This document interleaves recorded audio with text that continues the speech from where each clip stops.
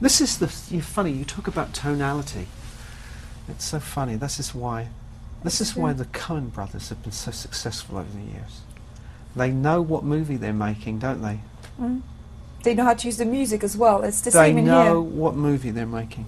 Mm. They have a tone goes through the. They know what the frequency of the movie is, and then they play it. It's wonderful.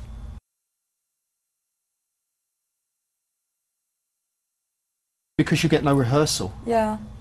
You have to do all the work at home. You have to work it all out before you get there.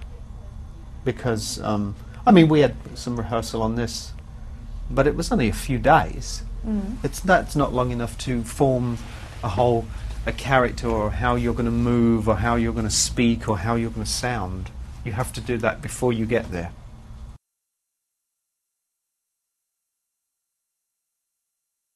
I know my limitations.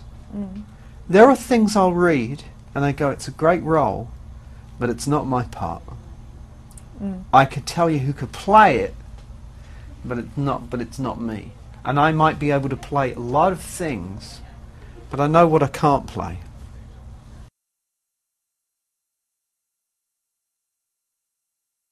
It's just the tenacity of the man and that survival instinct. That's what I liked about him.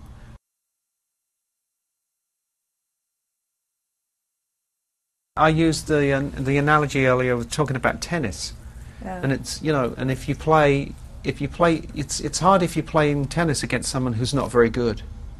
They really mess up your game. You know what I mean? And if you play opposite someone who can play and really hit the ball back, then you can have a game. Then you got something going. And there's nothing. Denzel doesn't preconceive stuff. You do the work before you get there because you have to. But there's a difference between doing your homework, and then working it all out. You don't work it all out, so you can't. You shouldn't preconceive too much, because then you got to live. It's all in the moment anyway.